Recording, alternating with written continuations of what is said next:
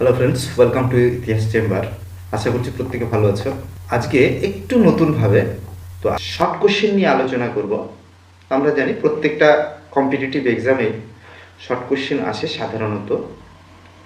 তো সে কথা মাথায় রেখেই কম্পিটিটিভ এক্সামের প্রিপারেশন নিচ্ছ সেই বন্ধুদের জন্য হরপ্পা সভ্যতা থেকে গুরুত্বপূর্ণ কয়েকটি শর্ট কোশ্চেন অর্থাৎ এমসিকিউ প্রশ্নোত্তর।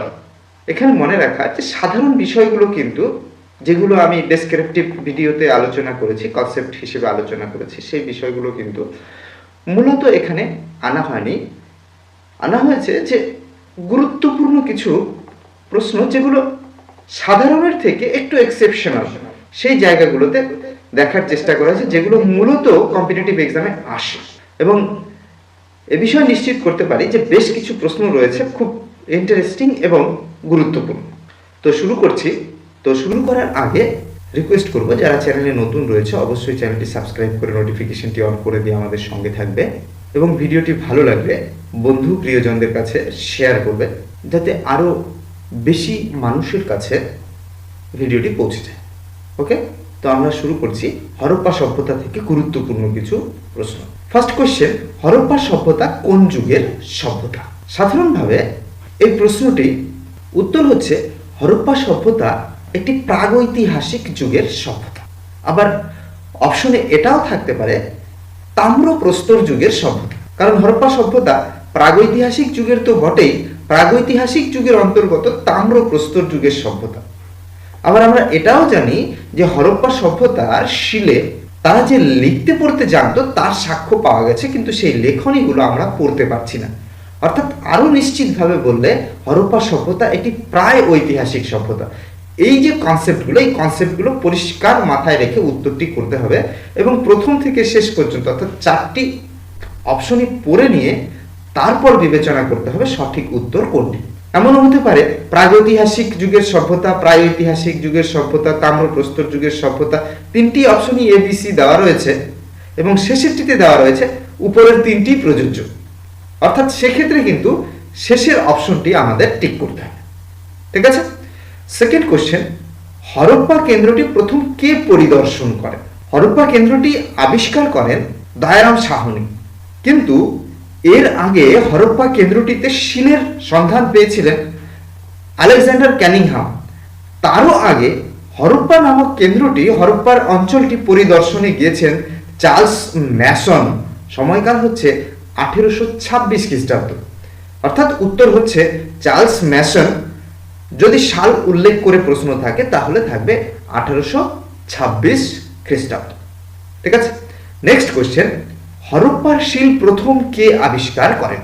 উত্তর অলরেডি বলে দিয়েছি, আলেকজান্ডার ক্যানিংহাম 1873 খ্রিস্টাব্দে। নেক্সট প্রশ্ন, সিন্ধু সভ্যতা কথাটি প্রথম কে ব্যবহার করেন? অর্থাৎ সিন্ধু নদের তীরে সভ্যতার ধ্বংসাবশেষ আবিষ্কৃত হওয়ার পর এর নাম সিন্ধু সভ্যতা দেওয়া হলো। এটা প্রথম কে দিয়েছিলেন? উত্তর হচ্ছে স্যার জন মার্শাল, তৎকালীন ভারতীয় প্রত্নতত্ত্ব বিভাগের প্রধান। নেক্সট প্রশ্ন, হরপ্পা ও মহেঞ্জোদারো কেন্দ্র দুটির মধ্যেকার দূরত্ব কত? উত্তর হচ্ছে 483 কিলোমিটার, 483 কিমিস। নেক্সট প্রশ্ন, হরপ্পা সভ্যতার অস্তিত্বের কথা কোন আন্তর্জাতিক পত্রিকায় প্রথম প্রকাশিত হয়? খুব গুরুত্বপূর্ণ কিন্তু। হরপ্পা সভ্যতার অস্তিত্বের কথা কোন আন্তর্জাতিক পত্রিকায় প্রকাশিত হয়? উত্তরটি হচ্ছে লন্ডন ইলাস্ট্রেটেড নিউজ। 1924 খ্রিস্টাব্দে আর্টিকেলটি প্রকাশ করেন স্যার জন মার্শাল। নেক্সট প্রশ্ন, সিন্ধু সভ্যতায় প্রথম ধানের চাষের নিদর্শন কোথায় পাওয়া গেছে? সিন্ধু সভ্যতায় ধানের চাষের নিদর্শন প্রথম কোথায় পাওয়া গেছে? উত্তর হচ্ছে লোথাল। লোথালে প্রথম ধান চাষের নিদর্শন পাওয়া গেছে। হরপ্পা সভ্যতার কোন কেন্দ্রে কোনো দুর্গ ছিল না? হরপ্পা সভ্যতার নগর পরিকল্পনা আলোচনা করতে গিয়ে আমরা দেখেছি হরপ্পার নগর জীবনের প্রধান বৈশিষ্ট্য হচ্ছে হরপ্পার নগরগুলি দুটো অংশে বিভক্ত ছিল। একটি হলো দুর্গ এলাকা বা সিটাডেল এরিয়া, আর একটা হচ্ছে নিচু এলাকা বা মূল শহর। কিন্তু ব্যতিক্রমী একটি শহর ছিল যেখানে কোনো দুর্গ ছিল না, সেটাই জানতে চাওয়া হয়েছে। উত্তর হচ্ছে চানহুদারো। নেক্সট কোশ্চেন, কোন কেন্দ্রে অর্থাৎ হরপ্পার কোন কেন্দ্রে কোনো জল নিকাশি ব্যবস্থা ছিল? আমরা জানি হরপ্পার জল নিকাশি ব্যবস্থা ছিল পৃথিবীর সমকালীন সভ্যতার মধ্যে সবচাইতে উৎকর্ষ সমন্বিত এবং আশ্চর্যপূর্ণ। কিন্তু হরপ্পা সভ্যতার একটা কেন্দ্র ছিল যেখানে জল নিকাশি ব্যবস্থা ছিল না, অর্থাৎ সাধারণ বৈশিষ্ট্যের ব্যতিক্রমী। এই কেন্দ্রটি হচ্ছে কালীবঙ্গান। নেক্সট প্রশ্ন, হরপ্পার কোন কেন্দ্রে মেয়েদের জন্য পৃথক সমাধি ক্ষেত্রের সন্ধান পাওয়া গেছে? এটা কিন্তু খুব ইন্টারেস্টিং, ডিফিকাল্ট। হরপ্পা সভ্যতার কোন কেন্দ্রে মেয়েদের জন্য পৃথক সমাধি কেন্দ্র ছিল? উত্তর হচ্ছে রাখিগড়ি বা রাখিগড়াই। মনে রাখবে, রাখিগড়ি কেন্দ্রে হরপ্পা সভ্যতার গুরুত্বপূর্ণ কেন্দ্র আবিষ্কৃত হয়েছে অনেক পরে। সেখানে মেয়েদের জন্য পৃথক সমাধি কেন্দ্রের সন্ধান পাওয়া গেছে। নেক্সট প্রশ্ন, হরপ্পার কোন কেন্দ্রে ঘরবাড়িগুলো কাঁচা ইট দিয়ে তৈরি হতো?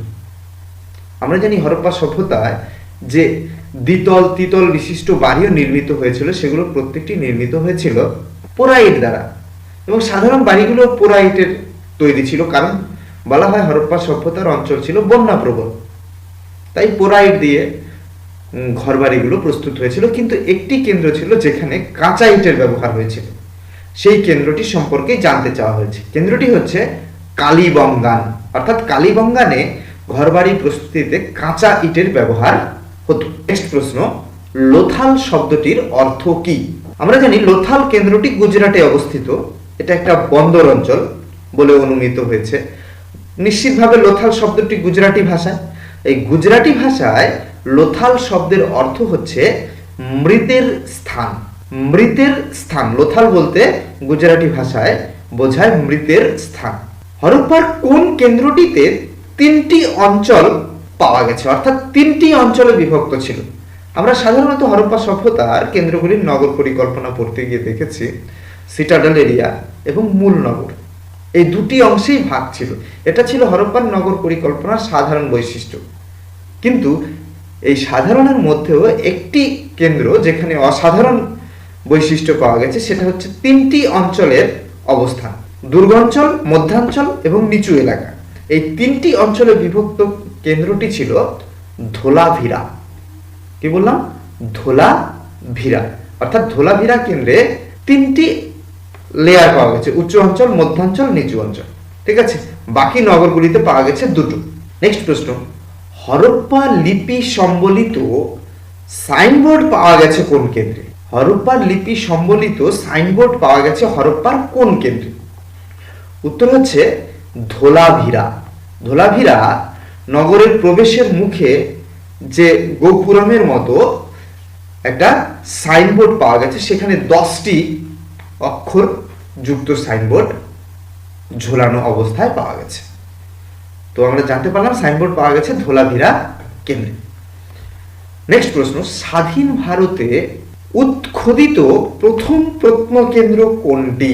অর্থাৎ 1921-22 খ্রিস্টাব্দে হরপ্পা সভ্যতা আবিষ্কারের পর থেকে সেখানে ক্রমাগত খনন কার্য হয়েছে। ভারত স্বাধীন হওয়ার পরে সেই খনন কার্য কন্টিনিউ রয়েছে। প্রশ্ন হচ্ছে যে স্বাধীন ভারতে প্রথম কোন কেন্দ্রটি খনন করা হয়েছিল? উত্তর হচ্ছে রূপার। সাল হচ্ছে 1953, অর্থাৎ 1953 সালে রূপার নামক কেন্দ্রটিতে খনন কার্য হয়েছিল। এটি স্বাধীন ভারতে প্রথম হরপ্পার কোনো কেন্দ্রে খনন কার্য। নেক্সট প্রশ্ন, ঘোড়ার অস্থি পাওয়া গেছে হরপ্পা সভ্যতার কোন কেন্দ্রে? ঘোড়ার অস্থি পাওয়া গেছে হরপ্পা সভ্যতার দুটো কেন্দ্রে। একটি হচ্ছে সুরকোটোটা, আর এটা হচ্ছে কালীবঙ্গান। কালীবঙ্গানে অপেক্ষাকৃত উপরের স্তরে পাওয়া গেছে ঘোড়ার কঙ্কাল, এবং সুরকোটোটাতে পাওয়া গেছে তুলনামূলকভাবে অনেক গভীর। ঠিক আছে, এই দুটো বিষয় মনে রাখতে হবে। সুরকোটোটায় গভীরে পাওয়া গেছে, কালীবঙ্গানে উপরের স্তরে পাওয়া গেছে। নেক্সট প্রশ্ন, কাঠের লাঙলের প্রাচীনতম নিদর্শন হরপ্পার কোথায় আবিষ্কৃত হয়েছে? এক কথায় যে কাঠের লাঙল হরপ্পার কোন কেন্দ্রে আবিষ্কৃত হয়েছে? উত্তর হচ্ছে কালীবঙ্গান। অর্থাৎ কালীবঙ্গানে কাঠের লাঙলের প্রাচীনতম নিদর্শন আবিষ্কৃত হয়েছে। নেক্সট প্রশ্ন, দর্শকের আসন বিশিষ্ট স্টেডিয়াম হরপ্পার কোন কেন্দ্রে পাওয়া গেছে? উত্তর হচ্ছে ধোলাভিরা। এই ধোলাভিরাতে সাইনবোর্ড পাওয়া গেল, সেই কেন্দ্রেই দর্শকের আসন বিশিষ্ট স্টেডিয়ামও পাওয়া গেছে। নেক্সট, হরপ্পার শিলগুলির বেশিরভাগ কোন উপাদানে তৈরি ছিল? খুব ইন্টারেস্টিং প্রশ্ন। হরপ্পার শিলের উপাদান ছিল স্টিয়াটাইট নামে নরম এক প্রকারের পাথর। নেক্সট প্রশ্ন, কালো ধূসর রঙের নটরাজ মূর্তি হরপ্পার কোন কেন্দ্রে পাওয়া গেছে? নটরাজ মূর্তিটি আমরা হরপ্পার যে পাওয়া গেছে সেটা আমরা বিভিন্ন পাঠ্যপুস্তকেও দেখেছি অঙ্কন করা থাকে। প্রশ্ন হচ্ছে সেই ধূসর রঙের নটরাজ মূর্তিটি কোন কেন্দ্রে পাওয়া গেছে? উত্তর হচ্ছে হরপ্পা। নেক্সট প্রশ্ন, হরপ্পার কোন কেন্দ্রে নৃত্যরত মহিলার ব্রোঞ্জ মূর্তি পাওয়া গেছে? নৃত্যরত মহিলার ব্রোঞ্জ মূর্তি পাওয়া গেছে হচ্ছে মহেঞ্জোদারো নামক কেন্দ্রে। মনে রাখতে হবে, নটরাজ মূর্তি হরপ্পায়, নৃত্যরত মহিলার ব্রোঞ্জ মূর্তি পাওয়া গেছে মহেঞ্জোদারোতে। এই দুটো মূর্তি কিন্তু টেক্সট বইতে বিভিন্ন আকারে ছবি দেওয়া থাকে। নেক্সট, হরপ্পা সভ্যতার পশ্চিমতম কেন্দ্র কোনটি? বিশাল 22,50,000 বর্গ কিলোমিটার বিস্তৃত এলাকা জুড়ে যে হরপ্পা সভ্যতা বিস্তৃত ছিল, সেই হরপ্পা সভ্যতার পশ্চিমতম কেন্দ্র হচ্ছে সর্তুঘাই। উত্তর সর্তুঘাই। নেক্সট প্রশ্ন, বর্তমানে আফগানিস্তানে অবস্থিত হরপ্পার প্রত্নকেন্দ্র কোনটি? আফগানিস্তানে অবস্থিত হরপ্পার দুটি প্রত্নকেন্দ্র হচ্ছে, যেটা পশ্চিমতম কেন্দ্র সর্তুঘাই এবং মুন্ডিগাক। এই সর্তুঘাই এবং মুন্ডিগাক হচ্ছে দুটোই আফগানিস্তানে অবস্থিত। এই সর্তুঘাই একেবারে ইরান সীমান্তে, ঠিক আছে, মনে রাখতে হবে। নেক্সট প্রশ্ন, হরপ্পার সর্বশেষ আবিষ্কৃত কোনটি? অর্থাৎ সবার শেষে যে কেন্দ্রটি হরপ্পার আবিষ্কৃত হয়েছে এখনো পর্যন্ত, সেটি কোনটি? উত্তর হচ্ছে ধোলাভিরা। উত্তর হচ্ছে ধোলাভিরা। হরপ্পা কেন্দ্রটি কোন নদীর তীরে অবস্থিত? উত্তর হচ্ছে ইরাবতী বা রাভি নদীর তীরে অবস্থিত। এই কোন নদীর তীরে কোন কেন্দ্র অবস্থিত এ বিষয়ে কিন্তু বহু পরীক্ষাতে শর্ট কোশ্চেন অর্থাৎ এমসিকিউ প্রশ্ন হয়েছে, ঠিক আছে। বিষয়টি কিন্তু খুব গুরুত্বপূর্ণ। বাকি কেন্দ্রগুলো কোন কোন নদীর তীরে অবস্থিত এটা একটু দেখে নাও, পারলে তোমরা এই বিষয়টাতে স্ক্রিনশট মেরে নিয়ে ব্যাপারগুলো দেখে নিতে পারো। পজ করে স্ক্রিনশট মেরে নাও, ঠিক আছে, আমি লিস্ট দিয়ে দিচ্ছি। নেক্সট প্রশ্ন, হরপ্পায় তামা কোথা থেকে আমদানি করা হতো? তাম্রপ্রস্তর যুগের সভ্যতা, কিন্তু হরপ্পা অঞ্চলে কিন্তু তামা পাওয়া যেত না, অথচ তামার প্রচুর যন্ত্রপাতি জিনিসপত্রাদি পাওয়া গেছে। প্রশ্ন হচ্ছে এই তামা হরপ্পায় কোথা থেকে আসতো? উত্তর হচ্ছে রাজস্থান, অর্থাৎ রাজস্থান থেকে হরপ্পায় তামা আমদানি করা হতো। নেক্সট প্রশ্ন, হরপ্পায় লাপিস লাজুলি অর্থাৎ নীলকান্ত মণি যেটাকে বলা হয়, লাপিস লাজুলি কোথা থেকে আনা হতো? এটাও কিন্তু গুরুত্বপূর্ণ একটা বাণিজ্য পণ্য ছিল। হরপ্পায় লাপিস লাজুলি আনা হতো আফগানিস্তান থেকে, অর্থাৎ সর্তুঘাই নামক যে কেন্দ্রটি, সেখান থেকে হরপ্পায় আসতো লাপিস লাজুলি বা নীলকান্ত মণি। নেক্সট প্রশ্ন, সিন্ধু সভ্যতায় ওজনের ক্ষেত্রে ভিত্তি সংখ্যা কত ছিল? সিন্ধু সভ্যতায় ওজনের ক্ষেত্রে ভিত্তি সংখ্যা কত ছিল? এখানে মনে রাখতে হবে, সিন্ধু সভ্যতায় ওজনের জন্য ভিত্তি সংখ্যা ছিল 16, অর্থাৎ সিন্ধুবাসী ওজনের জন্য 16 কিংবা 16 গুণিতক ব্যবহার করত, ঠিক আছে। নেক্সট প্রশ্ন, হরপ্পায় ইটগুলির আয়তন কত ছিল?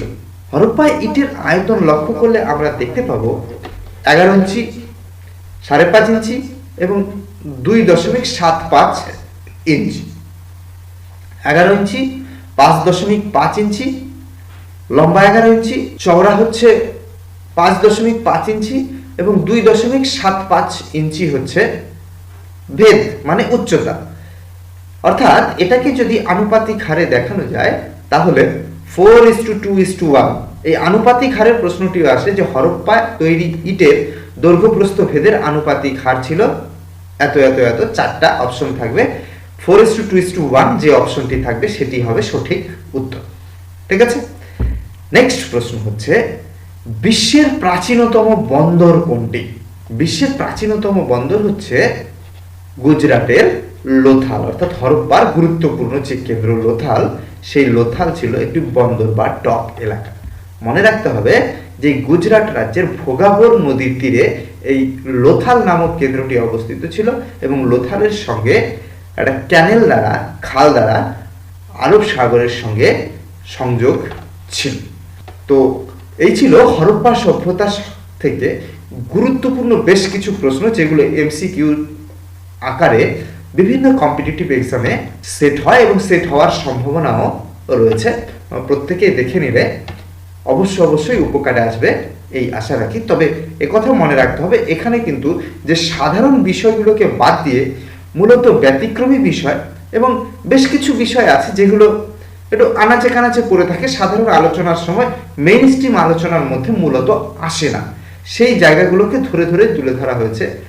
এছাড়া তোমরা কনসেপ্টের জন্য চ্যানেলে যে অ্যানসিয়েন্ট ইন্ডিয়ান হিস্ট্রি প্লেলিস্ট রয়েছে, সেখানে হরপ্পা সভ্যতা সম্পর্কে বেশ কয়েকটি ভিডিও ভাগ ভাগ করে পেয়ে যাবে। সেখানে পুরো হরপ্পা সভ্যতার কনসেপচুয়াল আলোচনা ধারাবাহিকভাবে করা হয়েছে, সেটাও তোমরা দেখে নিতে পারো। ঠিক আছে, তো আজকে এই পর্যন্তই রাখছি, দেখা হচ্ছে পরের ভিডিওতে। সবাই ভালো থেকো, থ্যাংক ইউ।